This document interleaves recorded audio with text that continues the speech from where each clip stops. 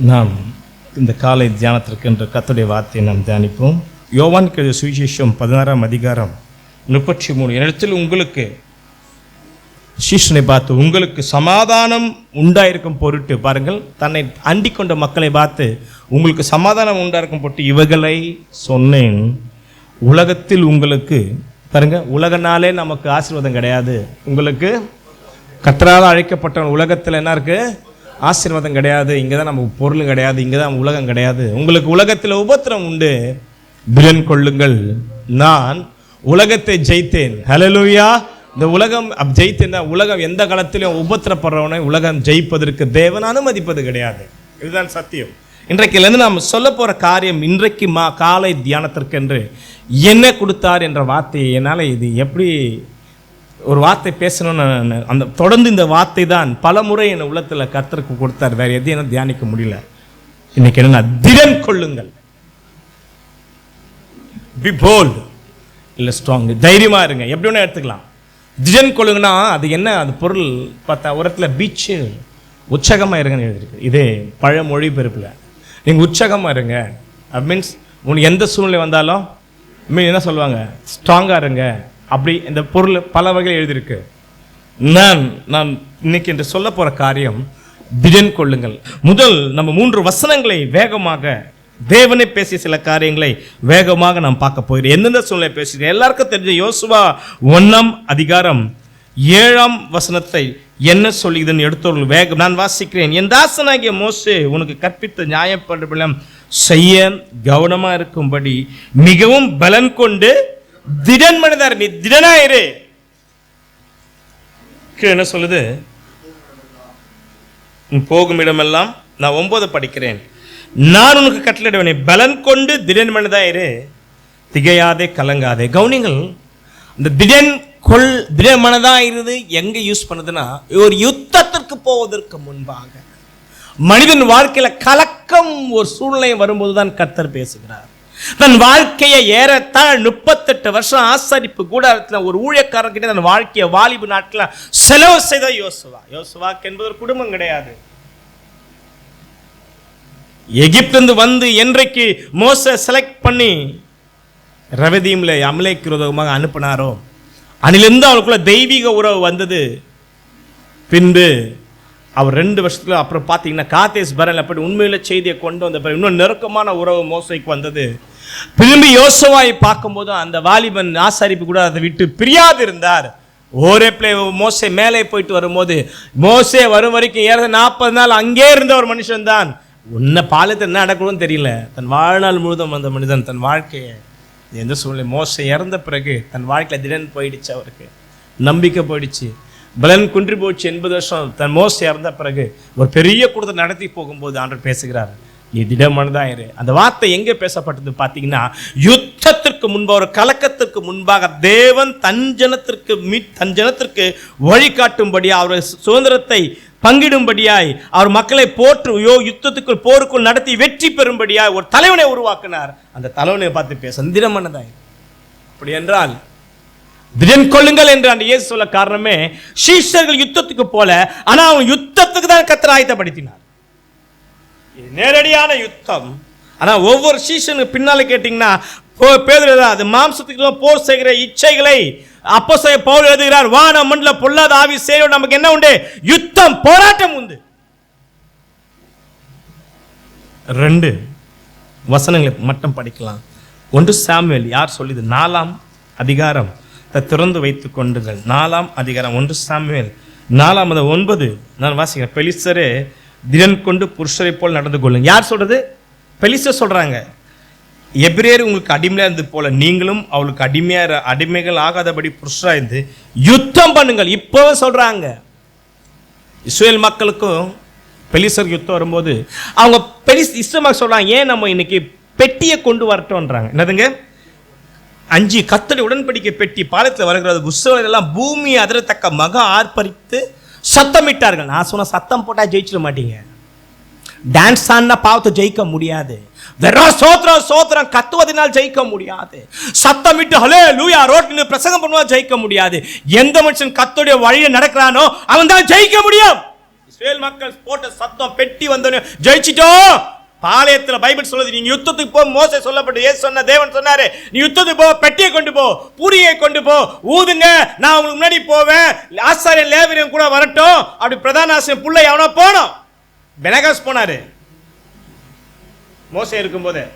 அப்போ நான் உங்க பாளையத்துக்கு உங்களுக்கு முன்னா கடந்து போய் உங்க சத்துருக்களை மேற்கொள்வேன்னு சொல்லி கர்த்தர் எழுதியிருக்காரு. பெட்டி வந்தோடனே இஸ்ரவேல் மக்கள் நினைச்சிட்டாங்க நம்ம ஜெயிச்சிட்டோம் பயங்கரமா கத்துறாங்களா. பூமி அதிர்னா பாருங்க என்ன சவுண்டு.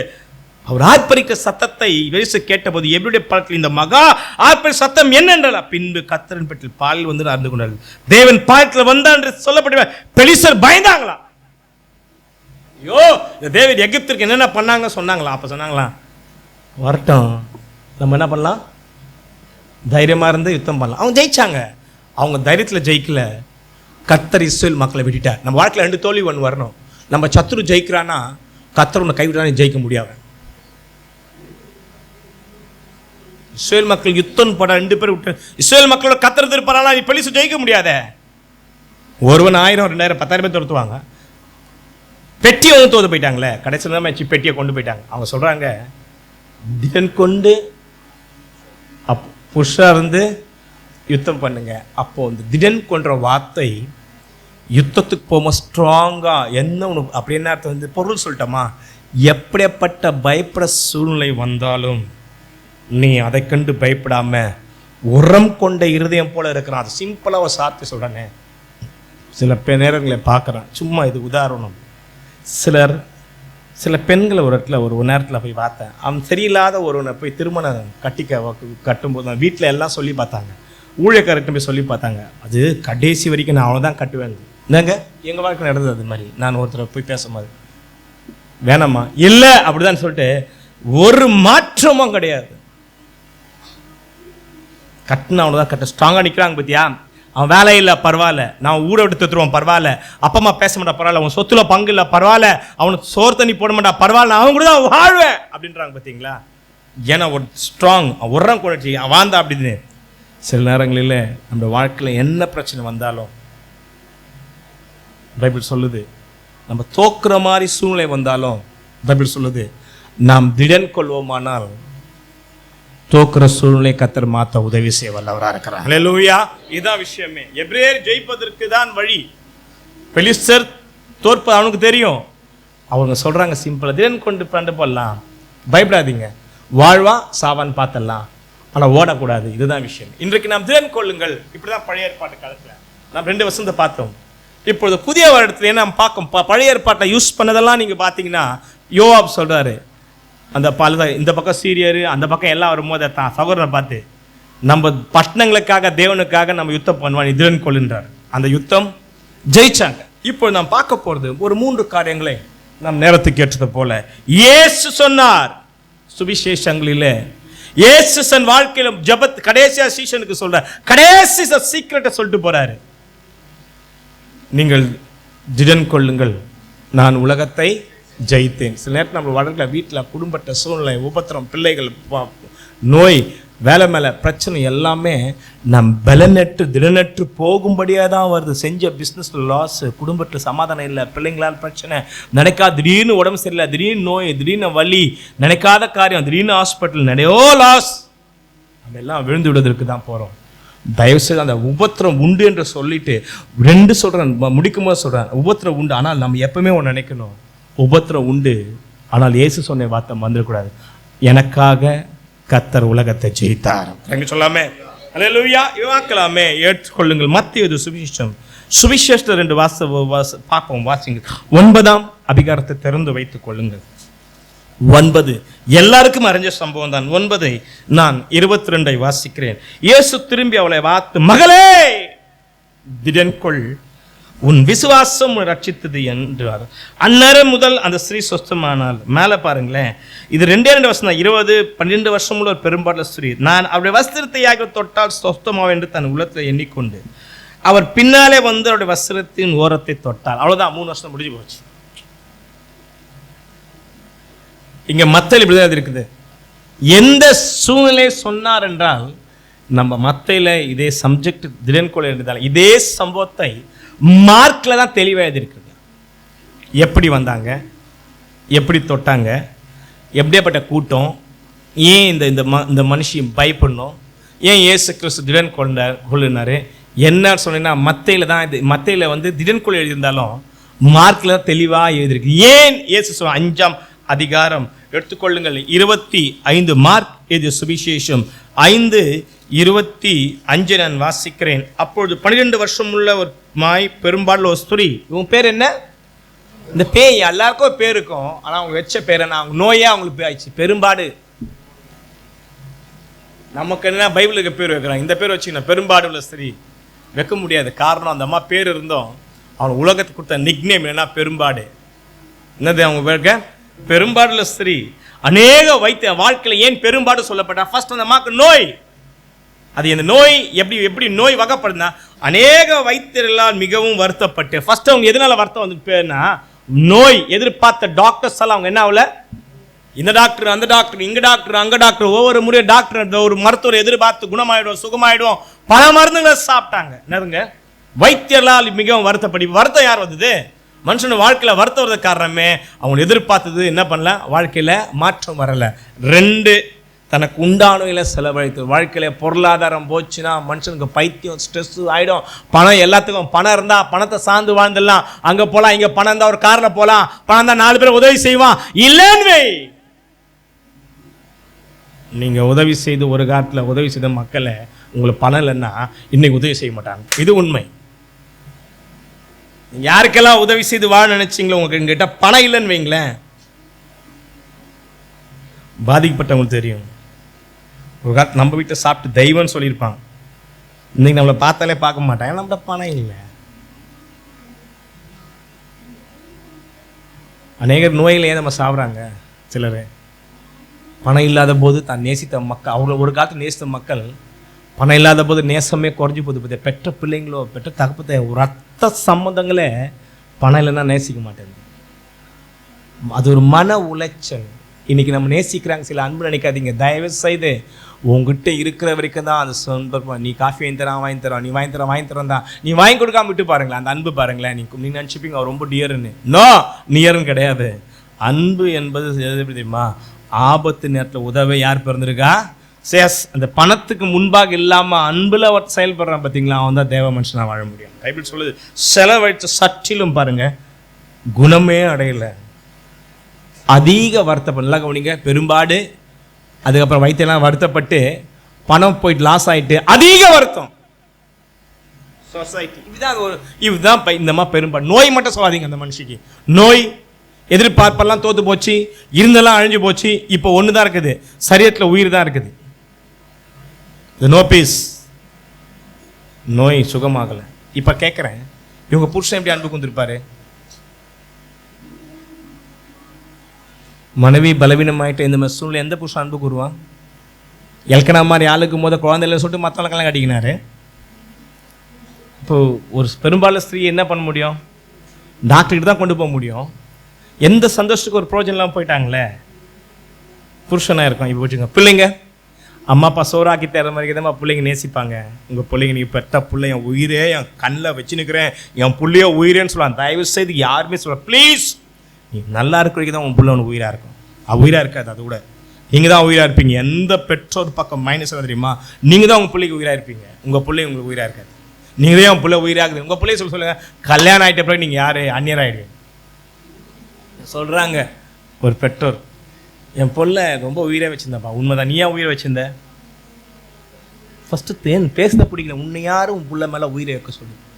அவனுக்கு ஒன்றுனா என்ன நடுங்கும். ஏன் அவனுக்கு நடுங்கணும்? அவன் ஒன்றா என்னை பதறும். அப்படி என் கூடயே இருந்தாப்பா, கல்யாணம் கட்டணும்ப்பா. பொண்ணு தனியாட்டின் போதும் பிரச்சனை இல்லைப்பா, ஆனால் என்னை பகைக்க வச்சுப்பா என் பிள்ளைய.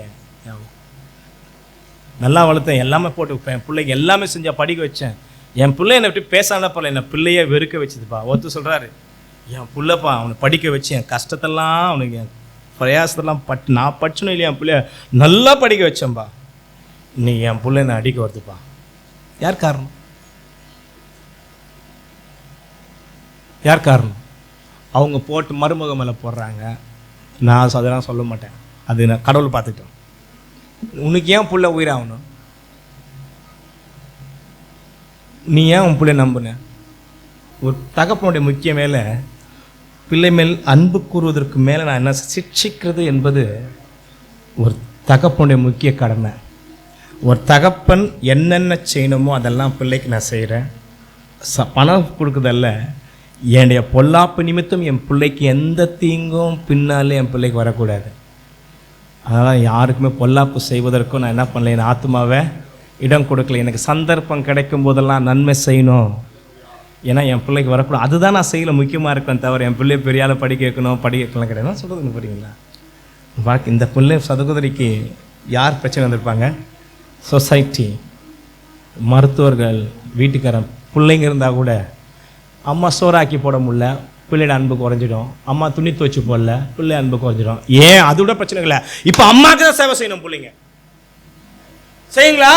நீங்கள் 2 நாள் படுத்து பாருங்க, உங்கள் பொண்ணுங்க பிள்ளைங்களாம் செய்வானே. அதனால இந்த காலையில் சொல்றேன், தேவனை மேல பெத்த பொண்ணு பிள்ளைங்க வைக்காதீங்க, இடத்த கொடுக்காதீங்க. அதற்கு நீங்க ஒரு போதக தகப்பனாவோ மறுபக்கம் வெறும் அப்பாவோ அம்மா இருக்காதீங்க, ஒரு சிக்ஷிக்கிற தகப்பனா இருங்க. நீங்க இது நீங்க கொடுத்தீங்க, இந்த பிள்ளைய நம்பி நான் வாழக்கூடாது. இன்றைக்கும் என் முதிர்வரை என் பிள்ளைங்க வந்து என்ன சார்ந்து வாழக்கூடாது. அது ஆணோ பொண்ணோ, நான் உயிரோடு இருக்கிற வரைக்கும் என் பிள்ளைக்கு ஒரு நல்ல தகப்பனா கர்த்தருடைய பாலை வாழணும். இப்ப நாளைக்கு என் புள்ள என்ன பகைச்சாலும் எப்படா அவன் பொண்டாட்டி பேச்சு கேட்கறான் சொல்லவே மாட்டேன். ஏன்னா நீ அவன் மேல உயிரை வச்சு தான் பொண்டாட்டி பேச்சு கேட்கறான், ஏன் பேச்சு கேட்கல. பிரச்சனை என்ன, பொண்டாட்டி பேச்சு தான் கேட்கணும். அம்மா என் பேச்சு கேட்கல, நீ கம்னு. ஆனா பொண்டாட்டி பேச்சு என்ன கேட்கல புருஷனுக்கு தான் தெரியணும். என்னது அவன் உடன்படிக்கை தோழி, பொண்டாட்டி பேச்சு கிட்ட அடி புடிங்களா சொல்லக்கூடாது. 2 பேரை சேர்ந்து என்ன சொன்னா என்னோட சத்தியம் மாறுதுன்னா, நான் சகோதரிங்களே நிச்சயமாக உங்களை நாங்கள் ஆசீர்வதிக்கிறோம். சகோதரனே 2 பேரும் இணைந்து இசைந்து வாழ்றதா கிறிஸ்தவ வாழ்க்கை. சகோதரிங்களே திருமணம் ஆனவங்கள உங்கள் கணவன் ஆயுஷ் நாட்டு நல்லா இருக்கணும்னா நீங்கள் 2 பேரும் சேர்ந்து உங்கள் பெற்றவங்களுக்கு கீழ்ப்படிங்க. பூமியில் நல்லா இருக்கணும்னா, நீடித்து வாழணும்னா தகப்பன் தாய். நான் இதுதான் சொல்லித்தரேன். இப்படி நீங்கள் வாழ்ந்தீங்கன்னா நாளைக்கு உங்கள் பிள்ளை உங்களை அடிக்காது. இந்த வண்ணடைய வஸ்திரங்களை தான் சொன்னாங்க ஜனத்துக்கு கொடுத்துக்குள்ள அவருக்கு பின்னாக வந்து வஸ்திரத்தையாக தொட்டால் சொஸ்தமாவேன். கவனிங்க, உடனே அவளுடைய வஸ்திரத்தின் ஊரல் நின்று போயிட்டு தொட்ட உடனே பைபிள் சொல்லுது வஸ்திரத்தை தொட்டால், பைபிள் சொல்லுது வஸ்திரத்து ஓரத்தை பைபிள் நின்று போயிட்டு அந்த வேதனை நீங்கி அவள் சரீரத்தில் உணர்ந்தால் உடனே அந்த ரெக்கவர் தெரிந்தது, அந்த ஹீலிங் உடனே தொட்ட உடனே அந்த இயேசு தொட்டல, இயேசு அது உடனே இங்க பாருங்க, உடனே உழந்தார். உடனே இயேசு தமிழ் வல்லமை புறப்பட தமக்குள்ள அறிஞ்சன கூட திரும்பி என் வஸ்திரத்தை தொட்டது யாருன்னா, தொட்டது யார் என்று அவருடைய சீஷர்கள் இது ஒரு எப்படி இருக்குது, கிண்டல் பண்ற மாதிரி இருக்குது. வஸ்திரத்தை தொட்டால் அவர் திரளான ஜனங்கள் உண்மை சூழ்ந்து கொண்டிருக்க, என்னது நெருக்கி கொண்டிருக்கிறத நீர் கண்டும், என்னது திரளான ஜனம் வந்து தூரமா இல்லை, உண்மை நெருக்கி கொண்டிருக்க, நீ என்னை தொட்டது யார் என்று கேட்கிறது நியாயமான கேள்வி இல்லை என்ன. கவனிங்கள், பைபிள் சொல்றது நான் வாசிக்கிறேன் 24. அவரோட கூட போனா திரளான ஜனங்கள் அவருக்கு பின் சென்று அவரை நெருக்கினார்கள். எந்த சூழ்நிலை அந்த மனுஷி தொட்டாலும் தான் பார்க்கணும். கவனிங்கள், அந்த மனுஷி இயேசுவை பார்க்கும்போது திரளான ஜனங்கள், கவுண்ட்லெஸ் பீப்புள்ஸ், கிரேட் மல்டிடியூட் எழுதிக்க ஒரு இடத்துல பயங்கரமான ஜனங்க. அந்த ஜனம் தூரமா இல்லை, இயேசுவை நெருக்கி. அந்த ஜன கூட்டத்திற்குள்ள ஒரு மனுஷி வந்து இயேசுவை எப்படி தொட முடியாது? ஒரு பலத்த மனிதனால் கூட செய்ய முடியாததை, ஒரு பலம் உள்ள ஒரு மனிதனால் செய்ய முடியாததை, ஒரு வாலிபன் செய்ய முடியாததை, ஒரு பலவீனமான 12 வருஷம் உதிர போக்குற மனுஷி ஒரு வாரம் 2 வாரம், சிலர் கேட்ப வர முடியல, சில கேட்ப ஊழியத்துக்கு வர முடியல, நடக்க காரணம் டேட் சொல்லுவாங்க, காரணம் முடியாதே. 2 வருஷம் உதிர போக்குல இருந்த ஒரு மனுஷனால் எப்படி முடியும்? அதே பிரச்சனை நம்முடைய வாழ்க்கையில் பைபிள் சொல்லுது. அவருடைய சீஷ உடனே இதை செய்தவரை அவர் காணும்படிக்கு சுற்றிலும் பார்த்தார். தன் எடுத்து சம்பவத்தை அறிந்து அந்த ஸ்திரீயான பயந்து நடுங்கி அவருக்கு முன்பாக வந்து உண்மையெல்லாம் அவருக்கு சொன்னால். இப்பதான் சொல்றாரு திடன்கொள். இங்க எழுதல, எப்ப திடன்கொள் சொன்னாரு? இந்த வார்த்தை எங்க பயன்படுத்தினா அவருடைய வார்த்தை மகளே உன் விசுவாசம் ரட்சித்து மீன் திடன்கொள் மகள். இங்க எழுதல மகளே உன் விசுவாசம் எப்போது திடன்கொள். அவளை பயந்தா, என்னதுங்க பயந்தா. பைபிள் சொல்லுது, என் தன்னிடத்தில் சம்பித்து அறிந்த ஸ்திரீகளை பயந்து நடுங்க. எப்பயா பயந்து? நான் சொல்றேன், எப்ப பயந்து நடுங்கி இருக்கணும்? சீதா பேடா நீங்க பேசுதான் எப்ப பயந்து இருக்கணும்?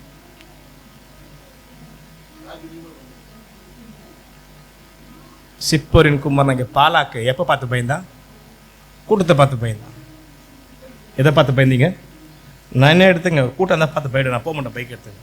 ஒரு கூட்டம்னாலும் நான் போக மாட்டேன். அந்த சட்டம் அந்த சவுண்ட்லாம், இந்த டான்ஸ் இதில் பார்க்க மாட்டேன். ஊரில் எவன் டான்ஸ் வந்தாலும் அதை பார்க்கவே மாட்டேன். அது யாரும் வந்தாலும் சரி, ஏசு கிறிஸ்துவ வரப்போதுக்கல, வேற யாரும் வந்தாலும் சரி, ஒரு கூட்டத்தை நெருக்கி அப்படி ஒரு மனுஷனை பார்க்கறது நான் விரும்புகிறேன். பிகாஸ் எனக்கு பிடிக்காது. அது ஒரு பலவீனமான எதை பார்த்து போயிடுவான்? இல்ல, கூட்டத்தை பார்த்து போயிடுவான். கூட்டம் என்ன பண்ணுவாங்க? நல்லா இருக்கிறவங்க தான், வாலிபன் தான் முன்னாடி போய் நின்று பார்ப்பான். பலவீனமா இருக்கிறவங்க தூரத்தில் நின்று பார்ப்பாங்க. குள்ளமா இருக்கிறவங்க மரத்து மேலே ஏறி பார்ப்பாங்க. பைபிள் எழுதிக்குது, ரைட்டுங்களா? அப்போ ஒரு பலவீனமானவன் எங்கேருந்து பார்த்துருக்கணும்? அவரை பார்க்க தான் முடியும், அவரை தொட முடியும். அப்ப எப்ப பயந்து இருக்கணும்னா, இந்த கூட்டத்துக்குள்ள போய் அவரை எப்படி தொட முடியும் பயந்துருக்கணும். ரைட்டுங்களா? உண்மை தானே? இவ்வளவு கூட்டம் கொஞ்சம் கூட்டம் கிடையாது. ஒரு 100 பேர் 200 பேர் கூட்டம் வந்தாலும் பஜாரா இருக்கு. நேற்று நைட்டு கொஞ்சம் கூட்டம் தான், 100 பேர். இங்க பைக் விட முடியல ஐயா. ஒரு பல ஆயிரக்கணக்கான மக்கள் நெருக்கி இருக்கு போற கூட்டமா, ஒரு கேப் இல்லாத கூட்டத்தில் எப்படி நான் போக முடியும்? அவரை அப்ப பயப்படல. பாருங்கள், இந்த நம்ம இப்படி ஈஸியா எழுதிருக்குது. அவரை தொடுவதற்கு இது சாத்தியமே கிடையாது. ஆனா பைபிள் சொல்லுது, அவர் தொட்டால் என்பதற்கு காரணமே பல தடைகளை தாண்டி, பல இடர்களை தாண்டி, பலரால் தள்ளப்பட்டு, கவனிங்கள், விழுந்து எழுந்து நெருக்கப்பட்டு எடுத்த உடனே தொடுவது சாதாரண காரியம் இல்லை. ஏன்னா அவங்க சீஷரம் இல்லை, அவங்க சொந்தக்காரன் யாரோ ஒருவர். நான் சொல்றது புரியுதுங்களா? அந்த இயேசுவை தொடுவது என்றால் சாதாரண இல்லை. நான் சொல்லுகிறேன், அது எப்படி தொற்றுக்கு சாத்தியம்? ஏன் தொட்டாங்க? பைபிள் தமிழ் தான். அவங்களுக்குள்ள ஒன்னே ஒன்று தான் வந்தது, அவரை தொட்டா நான் சுகமாகுவேன்ற ஒரு வாசனம் தான், விசுவாசம் தான்.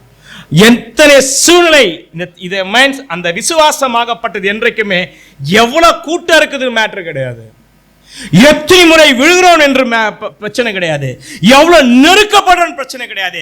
நெருக்கப்படாம வந்திருப்பாங்களா? பட்டிருப்பாங்க. பல்லப்படாம வந்திருப்பாங்களா? பல்லப்பட்டிருப்பாங்க. எவ்வளவு ஒரு முறை தான் ஃபர்ஸ்ட் சான்ஸ்ல கோல் ஆயிட்டு இருக்குமா? இல்ல, இது பல மணி நேரமான ஒரு முயற்சிக்கு பின்புதான். வேற முயற்சிக்கு பின்பா இயேசுவை தொட்டாங்க. கவுனிகள், அவங்க இயேசுவை தொட்டது எப்படி தொட்டது என்பதற்கு தான் இயேசு சொல்றாரு, உன் விசுவாசம் ரட்சித்தது. அப்படின்னா விசுவாசம் என்பது உடனே வானத்துல இருந்து பரலோகத்துல இருந்து ஆசீர்வாதத்தை கொண்டு வருது கிடையாது. விசுவாசம் உடனே கையை தொட்டோனே சுகமாக்கல. பலமுறை விசுவாச போராடி, பலமுறை ஒரு காதை ஜபிச்சு ஒரு மனுஷன் விசுவாசம் ஜபிக்கும் போது உடனே கிடைப்பது விசுவாசம் கிடையாது. விசுவாசம் என்பது நம்பப்படுறது உறுதி, காணப்பட நிச்சயம். அது விசுவாசம் உடனே விசுவாசம் வீடு வந்துடும், தப்பே. விசுவாச சுகமாக தப்பே. விசுவாசம் உடனே கல்யாணம் தப்பே. அந்த விசுவாசம் உறுதியாவதற்காக தேவன் சில கேப்பை உண்டாக்குறாரு. ஆபிரகாமுடைய விசுவாச தகப்பன் 24 வருஷம் அவர் பெற்ற சுதந்திரவாளியாக ஈசாக்கு யாக்கோபு பெற்றெடுப்பது 20 வருஷம். அவர் கொடுத்த யூஸ் என்ற பெத்தலுக்கு போகும்போது கத்த கொடுத்த வார்த்தை விசுவாசி, அது அங்கிருந்து வருவதற்கு 20 வருஷம். ஆனா வாக்குத்தத்தம் நிறைவேறதுக்கு 130 வயசு வரைக்கும் ஆகி போச்சு யாக்கோபு.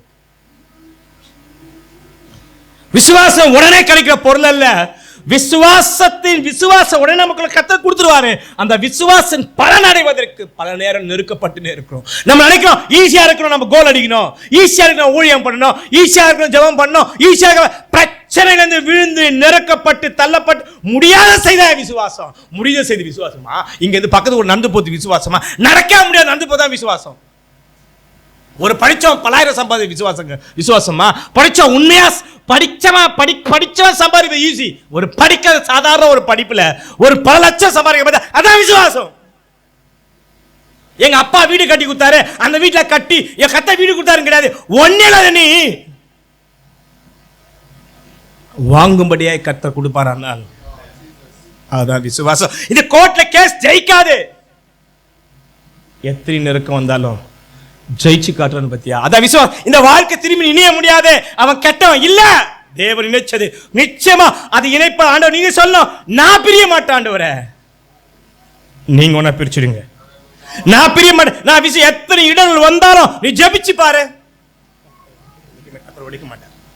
அந்த நெருக்கம் எப்படின்னு பாருங்களேன். முடியாத மனுஷி இப்ப முடிஞ்சு போச்சு. எதைய கொண்டு போச்சு? அவ பலமா? யாரா கைட் பண்ணாங்களா? யாராவது 4 பேர் தூக்கின்னு போனாங்களா? அப்படி தூக்கின்னு போனாங்களா? அந்த மனுஷி தனித்து, எப்படியா நான் தனித்து தொட்டேன் என்று சொல்வது கடை இல்ல, உனக்குள் வந்த விசுவாசம் அவரை தொடும்படியாய் உன்னை நடத்தி கொண்டு சென்றது. கரங்களை வச்சால சொல்லாமே, வாழ்க்கையில காலையில் எந்த பிரச்சனை எந்த சூழ்நிலை வந்து எதுவும் இல்லைன்னு பிரச்சனை கிடையாது. உதவியற்றதா இருக்கிறோம், பிள்ளைங்க இருந்தோம், புருஷன் இருந்தோம், எது இருந்தோம், என் வாழ்க்கையில இருந்தெல்லாம் இழந்து போயிட்ட. ஒரு பக்கம் நோய் பாதிக்கப்படுது, ஒரு பொருளாதாரத்தோட தனிமை. டோன்ட் வரி, இவ எதுவுமே உன்னை விட்டு போனதா பரவப்படாத. விசுவாச தொடங்கினவர் முடிக்கிறவர், அவர் உயிரோடு இருக்கிறார். கரங்களை சொல்லாம, எத்தனை முறை விழுவது பிரச்சனை கிடையாது, எழுந்துரு. எத்தனை தள்ளாடுவது பிரச்சனை, விழுந்துரு. யாருமே இல்லாத பிரச்சனை, விழுந்துரு. லாஸை பத்தி கவலைப்படாத. லாஸ் சொல்லிட்டு அதனால விசுவாசம் எழுந்துட வேணாம், நோய் சொல்லிட்டு அந்த விசுவாசம் எழுந்துட வேணாம். நீ உன் லக்கே, உனக்கு இந்த லக்கை தான் கொடுத்துருக்காரு அந்த பொம்பளைக்கு. ஒரு முறை தொட்டு பார்க்கணும், only one chance, it's a miss a chance, there is no chance again. இந்த சந்தர்ப்பத்தை விட்டுட்டா திரும்பி அந்த சந்தர்ப்பம் வாழ்க்கையில கிடைக்காது. கிடைச்ச சில நேரங்களில் வாழ்க்கை சந்தர்ப்பம் கத்தர் உனக்காக பேசுவார். எல்லா நேரத்துல எல்லா சந்தர்ப்பம் கிடைக்காது. பல நாட்கள் நீ ஜபிச்சு கொடுத்துருப்பா, ஒரு நாள் தான் சந்தர்ப்பம் வரும், அன்னைக்கு நீ கீழ்ப்படியணும், அந்த நாள் கீழ்ப்படியணும். இந்த ஒரே சந்தர்ப்பம் அவள் தெரியும். இந்த சந்தர்ப்பம் விட்டா எப்படியா தொட்டுடலாம், நம்பிக்கை எழுந்து போயிருப்பாங்க, தொட்டுடலாம். தொட்டாங்க உடனே நான் சொன்னேனே, ஏன் செகண்ட் பயந்தாங்கன்னா, அவன் கூட்டத்தை பார்த்து பைபிள்ல இயேசு கிறிஸ்துவின் பிரசன்னம், அவர் முகத்தை பார்த்த அப்படின்னு. ஐயா, ஒரு மனுஷன் உண்மையா விசுவாசத்தினால், அந்த அந்த பொம்பளைக்கு விசுவாசத்தினால் அவங்க ரட்சிக்கப்பட்டாங்க.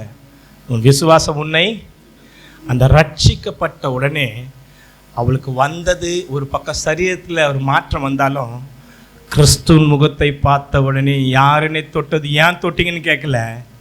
அந்த டெஸ்ட் யாருன்னா, அந்த பொம்பளையை முன்னோண்டு கொண்டு வந்து நிறுத்தணும் தான் இயேசு கேட்குறாரு. யார் என்ன தொட்டது? தொட்டவனே ஒரு முகத்தை பார்த்தோன்னே, ஒரு கடுமையான முகம் இல்லையா, சாந்தமுள்ள முகம். அந்த முகத்தை பார்த்தோன்னு பயந்துட்டு, என்ன மாதிரி பயந்துமா, அந்த பரிசுத்தையா.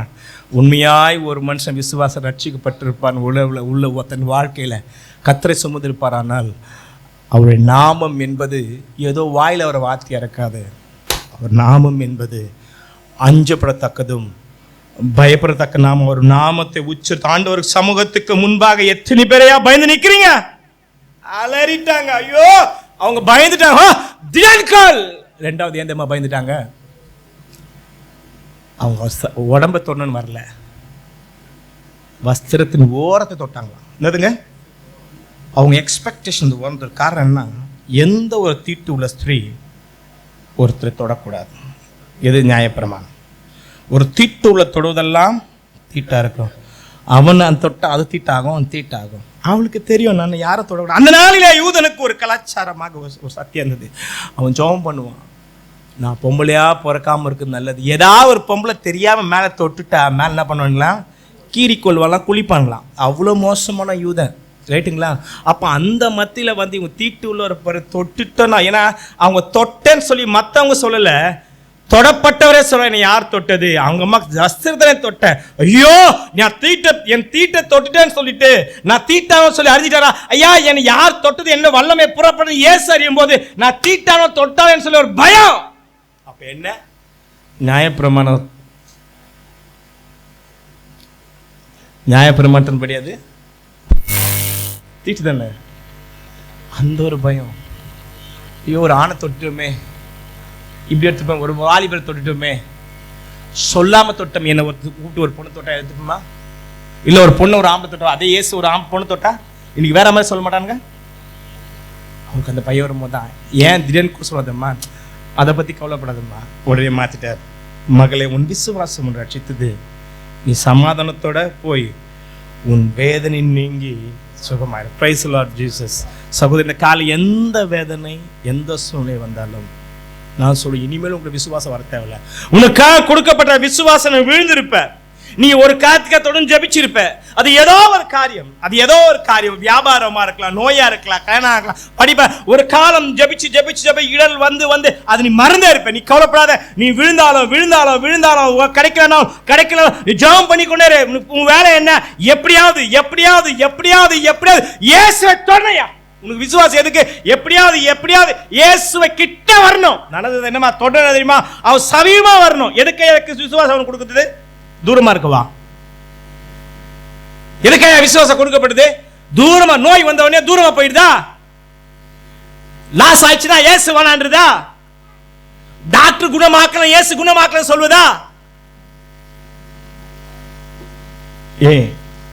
உன்னுடைய வாழ்க்கையில மாத்திரம் நடக்குது, அவங்களோட வாழ்க்கையில நடக்கலையே. என்னுடைய வாழ்க்கையில மட்டும் நடக்குது. நீ சொல்லல இந்த காலையில உனக்கு செய்தி, நீ தூரமா இருக்கிற, நீ இருக்கிற இடமோ கிறிஸ்து அவர், நீ இருக்கிற இடத்து கிறிஸ்து வழியில நிக்கிற. ஆனால் நீ நிக்கிற இடமோ அவர் நிக்கிற இடத்துக்கு நீ விரும்புற இடத்துல நிக்கிற. ஆனால் நீ நிக்கிற இடத்துல கிறிஸ்துவால் ஒன்றே செய்ய முடியாது.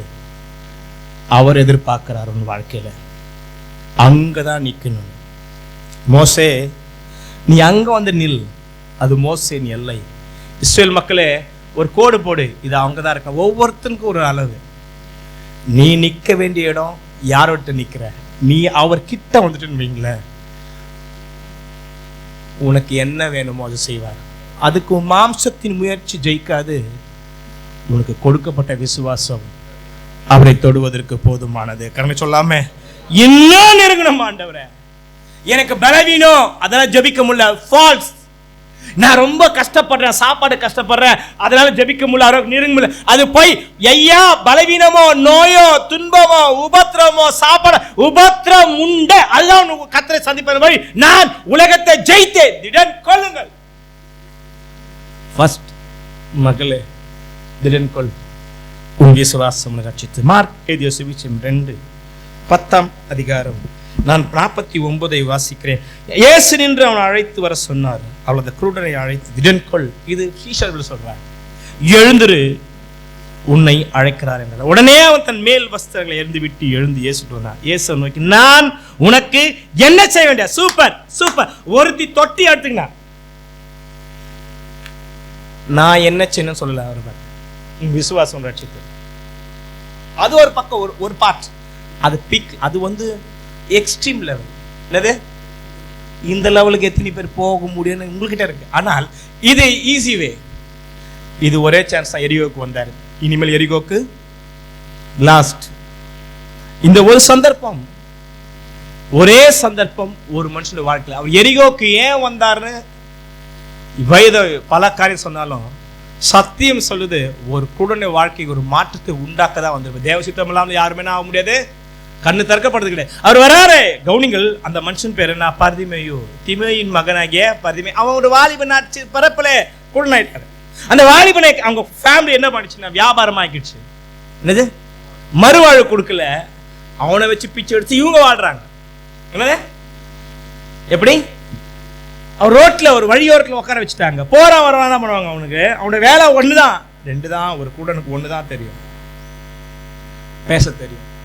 ரெண்டாவது அவனுக்கு ஒண்ணுதான் அறிய தெரியும், கேட்க தெரியும். காதுல கேட்க தெரியும், வாயில பேச தெரியும். அதை தவிர வேற எதுவுமே தெரியாது. ஏன்னா எது கருப்பு, எது சிவப்பு, எது வெள்ளை, எது பர்பிள் கலர். நம்ம சொல்றோமே, ஆகாரம் சாப்பிட்ற ஆகாரத்துல கூட உப்பு இல்லா ருசி தான் தெரியும். அந்த ஆகாரம் என்ன கலர்னு தெரியாது. அவன் அப்பா அம்மா எப்படி இருப்பான்னு தெரியாது. இப்படிப்பட்ட மனுஷனுடைய வாழ்க்கை, வாலிப நாட்டில் அவனுடைய வாழ்க்கையில என்னையா சொல்லிடுவான்? அவன் வாழ்க்கை என்ன? இப்படி ஒரு பிறவி நான் பிறக்கணுமா? அவன் மனசுல வந்திருக்கும். சமுதாயம் என்ன சொல்லணும்? இப்படி ஒரு மனுஷன் பிறக்கணுமான்னு கேட்டிருக்கோம். ஒரு மனுஷன் தெரியலன்னா மக்கள் என்ன சொல்லுவாங்க? இப்படி ஏன் பிறக்கணும்? செத்து நல்லா இருந்திருக்குமே. ஏன் ஒரு பொருளை பொறுக்கியா இருந்தாலே அவங்க சொல்லுவாங்க என்ன இருக்கணும்? செத்து நல்லா இருக்கும். ஏன் இந்த பையன் இப்படி தொலை கொடுக்கலாம்? செத்துட்டா பெற்றோர சொல்லுவாங்க. அப்படித்தானே மனுஷன் வாழ்க்கையில. ஐயா இன்னைக்கு மறுபடியும் ஒரு சொல்றேன், உக்காந்துருக்கு எல்லாருக்குமே ஒவ்வொரு என்னைக்காவது ஒரு சந்தர்ப்பம் உன் வாழ்க்கைக்கு மாற்றத்திற்காக கர்த்தர் உருவாக்கி தருவார்.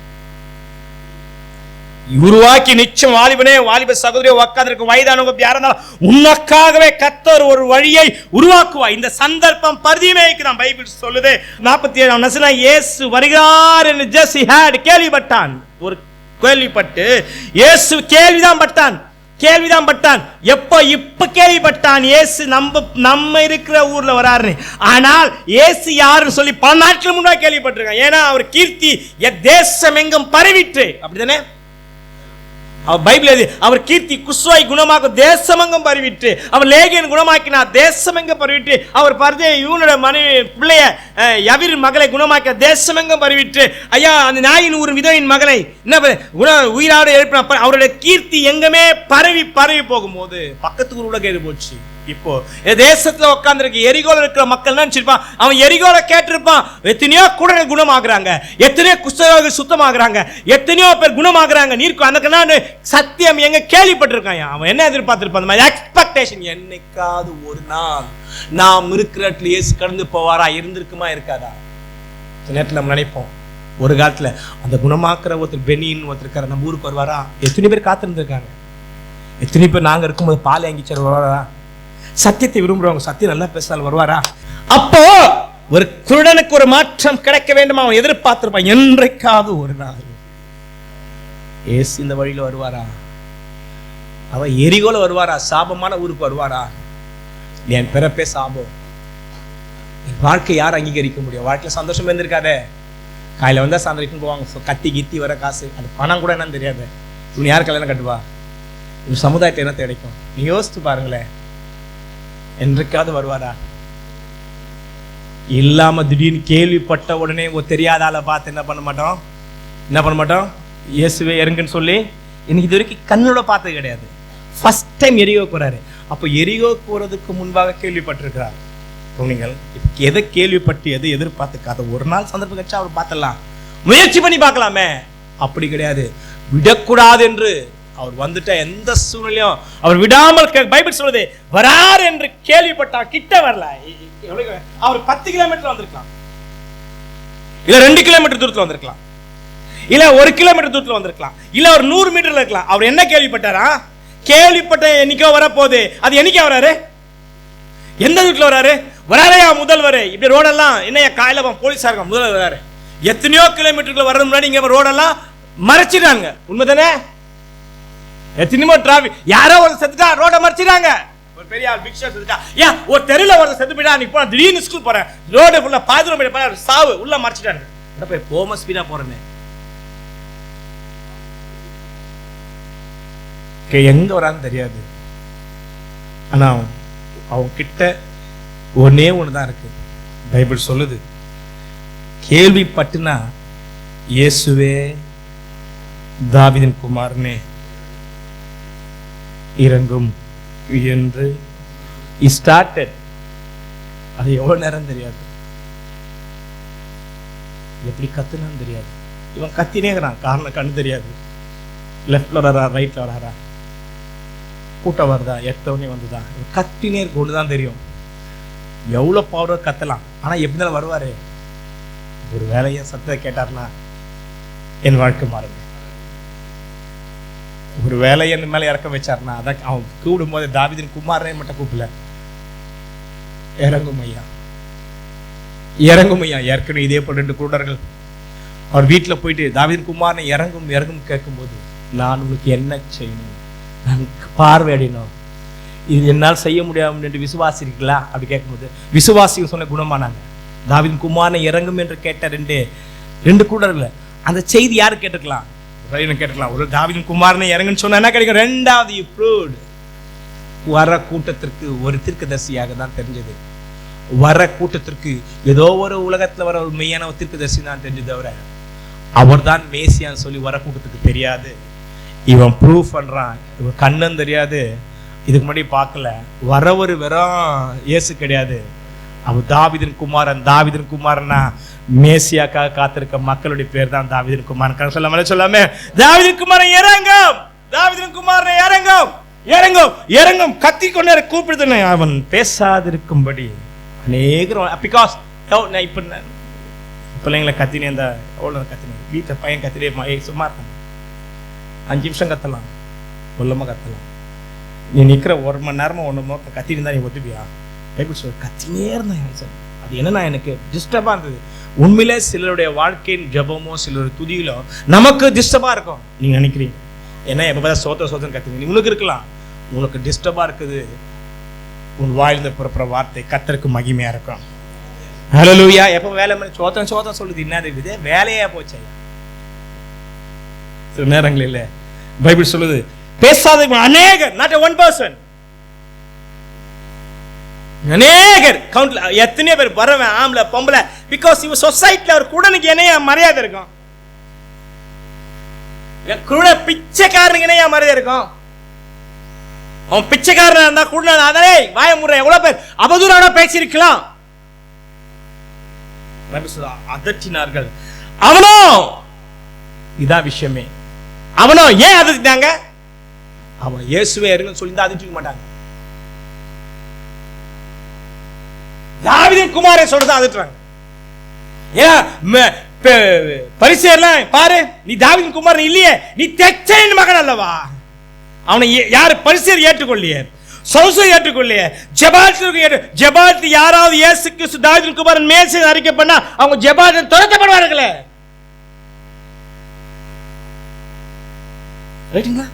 தாவீதின் குமாரன் சொன்னதா பிரச்சனை, சீஷனுக்கு சொல்லலையே. தாவீதின் குமாரன் மொத்தமா சொல்லும் போது குருத்தோலை கையில பிடிச்சி சொன்னது அது 1000ல ஒண்ணா சொன்னாங்க. ஆனா ஒருத்த மாத்திரம் சொல்றான் 1000க்குள்ள.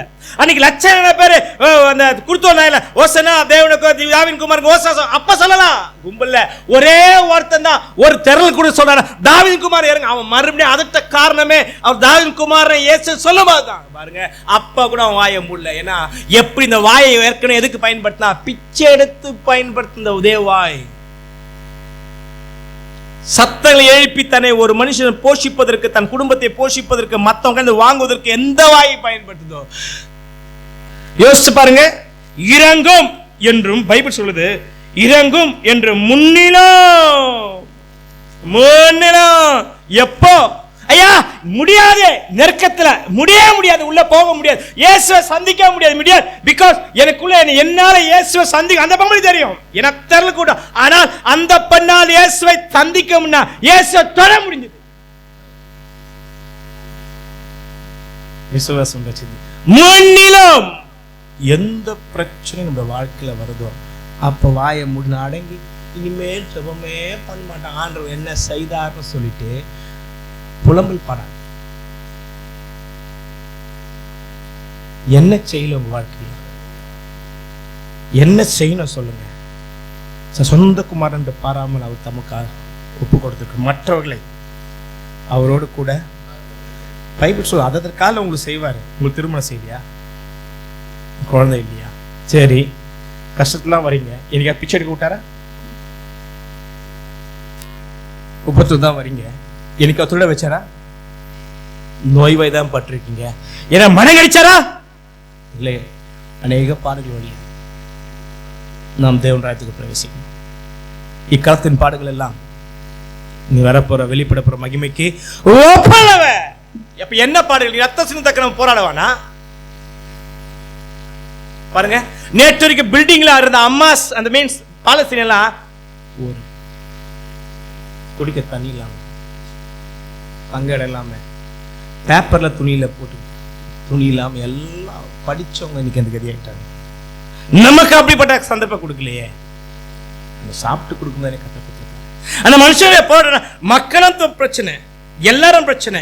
ரெண்டாவது அவன் பார்வைக்கு ஏசு எங்க இருக்காருன்னு தெரியும்.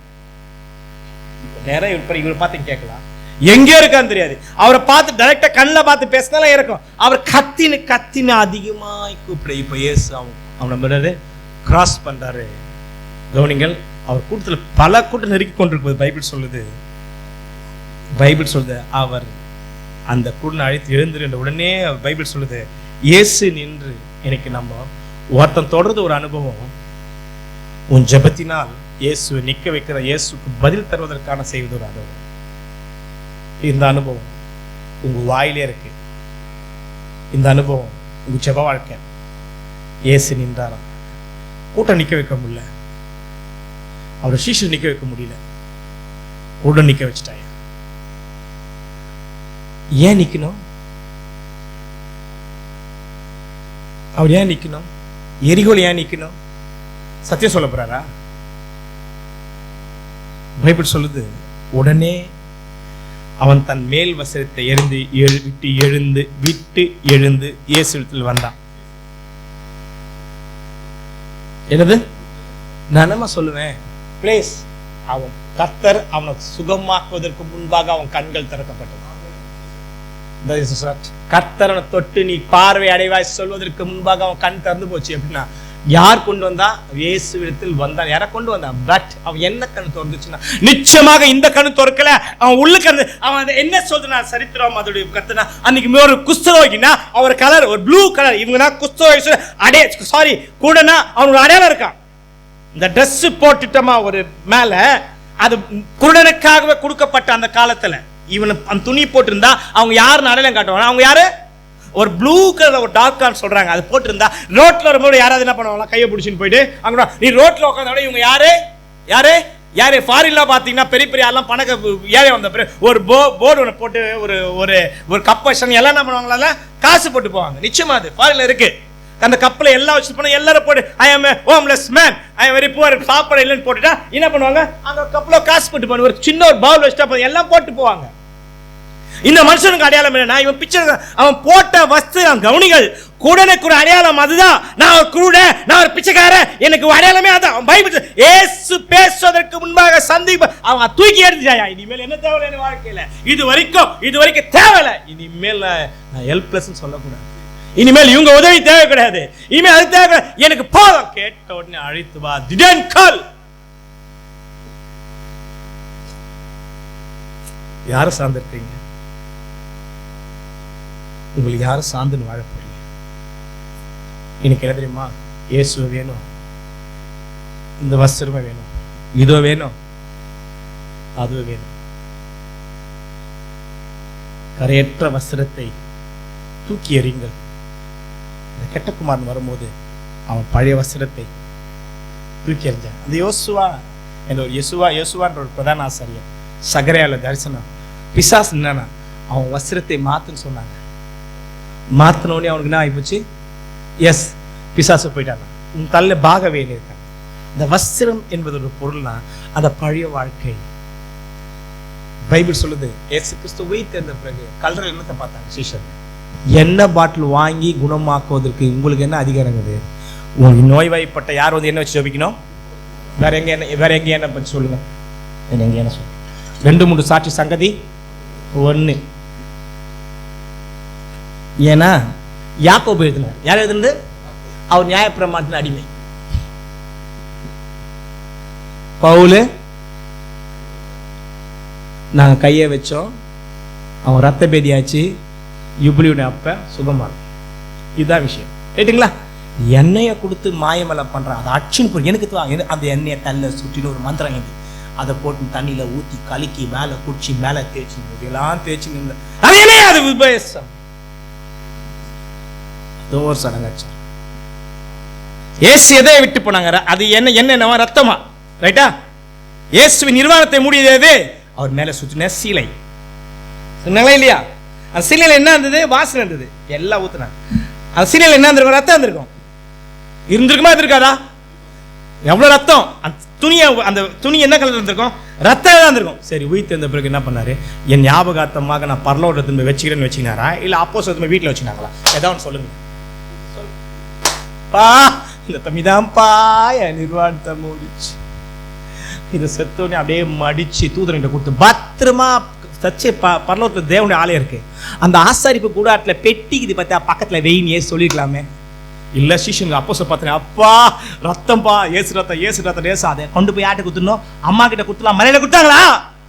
அது சுத்தி தலைமாட்டில் அப்படியே வச்சுட்டு அவர் மாத்திரம் உயிர் தெரிந்தார். அப்ப எது தேவையில்லை? ஹலோ ஹலோ கேளுங்க. அது அந்த துணியை எடுத்துன்னு போல அப்போஸ்தலர் எடுக்கல, மரியாதை எடுக்கல. அது எங்க போச்சு? முடிஞ்சு போச்சு. இன்னைக்கு இருந்தமா இருக்கும். அப்படிப்பட்ட துணி மாத்திரம் இருந்துச்சுன்னு வைங்களேன், ஓடி சொன்னாங்க. அது ஒரு கரை. வஸ்திரத்தை தூக்கி போடுங்க. பழைய வாழ்க்கை அது உங்களுக்கு லாபமா இருக்கும். தூக்கி போடுங்க. அதை வச்சு எத்தனை பேர் ரட்சிக்கப்பட்ட பிறகு மற்றவங்க கொடுக்குறதை காத்து நிற்பாங்க. நீ ரட்சிக்கப்பட்ட ஃபாரின் ஃபண்ட்லாம் வேணாம், எனக்கு தெரிஞ்ச வீடு வாசலாக இருந்த அந்த பசங்களுக்கு, தாத்தா மாமா கவர்மெண்ட் வேலை, தாத்தாக்கு வீட்டுக்கு சொத்துக்குது வீடு இருக்குது எல்லாம் இருக்கு, இன்னும் கூட அந்த பொண்ணை படிக்க வைக்கிறது யாராவது உதவி செய்யறாருயா? என் பிள்ளைய படிக்க வைக்கிறது கத்தர்னு கொடுக்க பெல் தான் படிக்க வைக்கணும். கவர்மெண்ட்ல கொடுத்தாலும் தேவை கிடையாது, ஸ்காலர்ஷிப் தேவை, எனக்கு ஸ்காலர்ஷிப் தேவை கிடையாது, கவர்மெண்ட்ல இலவசமா கொடுத்த கல்வி தேவை கிடையாது. ஏன்னா அந்த குழந்தை நான் பெற்றெடுக்கல, என் குழந்தை கத்தர் கொடுத்தாருன்னா அது யார் வளர்க்கணும்? அப்படி என்ன கேட்டு பாருங்க. உண்மையே அந்த வசனத்தை தூக்கி போடு, தூக்கி போட்டான். இப்போ அந்த இயேசு நோக்கி, நான் உனக்கு என்ன செய்யணும் இதான் வேணும். அந்த பொம்பளை அப்படி கேட்கல, அவங்க எத்தனை விசுவாசம் ரட்சிக்க. இன்னைக்கு உன்னை பாத்தீங்க, என்ன செய்யணும்? இன்னைக்கு என்ன செய்யணும்? உங்களுக்கு வாலிபனே உனக்கு என்ன செய்யணும்? உட்கார்ந்துருக்க உனக்கு என்ன செய்யணும்? வாலிப சகோதரி உனக்கு என்ன செய்யணும்? உட்கார்ந்து உனக்கு என்ன செய்யணும்? கத்திர சத்தம் கேட்கணும். நீ வாயை திறந்து உன் சத்தத்தை நீ ஓயாம பேசிட்டே இருக்கணும். ஜெபத்துல நீ குறைய கூடாது. நீ கேடு, நான் என்ன செய்யணும் சத்தம் கேட்கறதுக்கு நீ ஓயாத. எத்தனை துன்பம், நிந்தை, பாடு, உபத்திரம் யார் உன்னை தடை செய்தாலும் நீ கேட்டுட்டே இரு. உனக்கு இயேசு விட்டு பிரிக்கிறது எதுவோ இயேசுக்கு போய் தூக்கி அறிஞ்சிடு. நான் என்ன செய்யணும்? எல்லார்கிட்ட எப்படி கேட்கலையே, நான் என்ன செய்யணும் கேட்கல. அவன் பிச்சைக்காரனா துணி போட்டு இருந்திருந்தானா, கொஞ்சம் பணத்தை கொடுங்க, எங்க அப்பாக்கு பிச்சை எடுக்கிறேன். ஏசுல பிச்சை எடுக்கல, இவன் பிச்சை இன் பேக் துணியை போட்டு இருந்தா என்ன கேட்டுக்கணும்? என்ன கேட்டுக்கணும்? எனக்கு பாஸ்டர் என்ன கேட்பாங்க, ஐயா பணக்காரனை பார்த்துட்டு என்ன ஆயிட்டாங்க, பரவாயில்ல ஒயிட் இப்போ ஒரு துணியை போட்டுக்கிறாங்க இவனை மாதிரி. கோடீஸ்வரன் போய் ஜோம் போட்டுவாங்கய்யா. கோடீஸ்வரன் போகாதீங்க, விசுவாசியா போங்க. அவன் பணம் கொடுப்பானு தயவு செய்து யார் வீட்டுக்கு போகாதீங்க. அவன் பணம் அவன் நாசமாக கடவுது, அது உங்க ஆசீர்வாதமானது. நீ கோடீஸ்வரனை பார்த்து, அவன் கோடீஸ்வரன் தான் பார்த்துருந்தான், அவன் கோடீஸ்வரன் தான். நமக்கு என்ன ஆகுது? உண்மையில கோடி தான் இருக்கு, நான் ஒன்னில தான், ஆனால் என்கிட்ட இருக்குது உங்ககிட்ட கிடையாது. அழைக்கப்பட்டவங்க, நீ அபிஷேகம் பண்ணப்பட்டோம், அதுக்கு மேல் கர்த்தருடைய வார்த்தை உனக்கு மேல் கர்த்தர் கொடுத்திருக்கிறார். கடவுளை சொல்லாம அந்த பணம் ஒழிஞ்சு சாபா போயிடும். வானம் பூமி அழிஞ்சால் நம்ம ஒழியதே கிடையாது. ஹல்லேலூயா. இன்னைக்கு பணம் பைபிள் சொல்லுது, நான் என்ன செய்யணும்? உனக்கு என்ன செய்யணும்?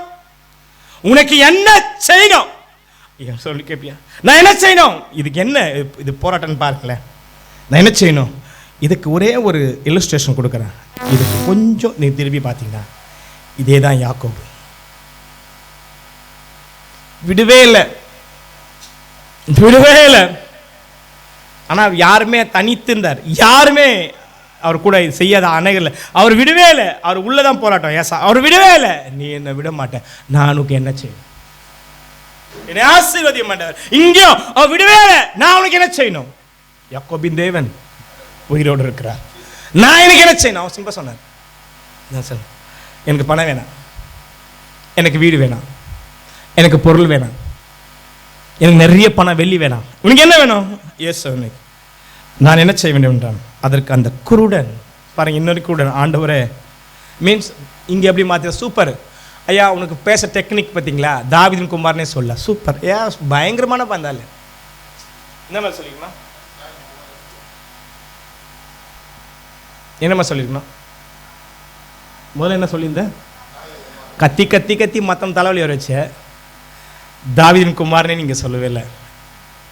அவர் தாவீதின் குமாரனே தெரியும்னா உலகத்துக்கு தான் தெரியணும், அதை உலகத்துக்கு சொல்லிட்டார். ரைட்டா? நான் உலகத்தில் அவர் யாருன்னு சொல்லலை. ஆனால் இப்போ யாருன்னா, நீ தாவீதின் குமாரன் உலகத்துக்கு எனக்கு யார் தெரியுமா?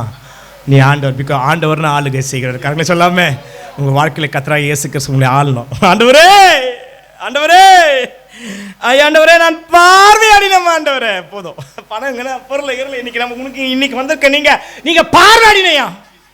நீதியின் பார்வை நடப்பதற்கு நீங்க பார்வையாடினையா? உலகம் எது, அசுத்தம் எது, அநியாயம் எது, அக்கிரம் எது, நீதி எது அறியும்படியா மனக்கண்கள் பார்வையாடையணும். நீங்க என்ன செய்யணும்? என்ன செய்ய நலமாந்த பிடித்து கொண்டு பொல்லாங்களை விட்டு பார்வையாடணும். என்ன பேசுறோம், என்ன பேச நம்ம அறிய பார்வையாடணும். நம்ம யாரோட ஐக்கிய வச்சிருக்கோம், யாரோட வைக்க கூடாது. நீ பார்வையாடணும். நீ வச்சுக்க உன் பார்வை எப்படி மாட்டணும்? உன் செல்போன் பார்க்குறது ரைட்டா, இல்ல ஃபேஸ்புக்ல ஐக்கிய பார்க்க ரைட்டா, இன்ஸ்டாகிராம் ரைட்டா? நீ எங்க அதிகமா பார்க்குற? நீ பார்வையாடணும். யார பார்க்குற? பார்வையாடணும். பைபிள் சொல்லுது, எஸ் நோக்கி நீ போகலாம், உன் விசுவாசம் உன்னை. பார்த்தீங்களா மாற்றம் பாருங்க. உடனே அவன் பார்வை அடைந்து அவன் வீட்டுக்கு போயிட்டான். அப்படியா? இதுதான் விஷயமே. அந்த 2 குருடங்க வீட்டுக்கு போயிட்டாங்க. அந்த 9 குஷ்டரோகிங்க எவன் ஒரு திமிருவாதக்காரன் வீட்டுக்கு போயிட்டான். இவன் ஏசு பின்னாடி வர சொன்னாரா? வர சொல்லி அவன் சொன்னான் வழியில் வந்தேன், இன்னைக்கு உனக்கு எனக்கு வெளிச்சம் எதுக்கு? எதுக்குமா? கத்த என்ன செய்யணும்? இப்போ இன்னைக்கு காலையில் திடன் கொள்ளும் சகோதரனே, அவர் இயேசு உலகத்தை ஜெயிச்சார். அவர் உனக்கு என்ன செய்யணும்? எந்த தந்தாலும் இப்போ கேளுங்க, என்ன செய்யணும்? நான் சொல்லட்டுமா? அவன் லேட்டாக பார்த்தான், நம்மளோட வாழ்க்கையில் வந்துடுச்சு. எப்பவுமே இயேசு உன் வழியில் நடப்பதற்கு நான் பார்வையாடினான்றார். உனக்கு சித்தமானதை செய்வதற்கு நான் பார்வையாடினான். இந்த பொல்லாத உலகத்தை வெறுத்தே நீ நடந்து சென்ற அடிச்சுடைய வாழ்க்கையை மாற்றிக்கொள்ள பார்வையாடினான். கண்களை மூடி திடன் கொள்ளுங்கள், நான் உலகத்தை ஜெயிச்சேன். உபத்திரம் என்பது கீழானது உலகத்தில் உண்டு. திடன் கொள் என்பது உலகத்தின் வாழ்க்கைக்குள்ளானது. உலகத்தை ஜெயிச்சேன் என்பது மேலானது. கவனிங்கள், உபத்திரம் கீழானது நம்ம உலகத்தில். திடன் கொள்ளுகள் உன் உள்ளான ஆத்துமாக்கானது. நான் உலகத்தை ஜெயிச்சேன், இயேசு வளர் மேலானது. இந்த கீழானதை ஜெயிக்க வேண்டுமானால் நீ மேலானதை பார்க்கும்போது உனக்கு உள்ளான மனிதர்களை கர்த்தர் பலன் தருகிறார்.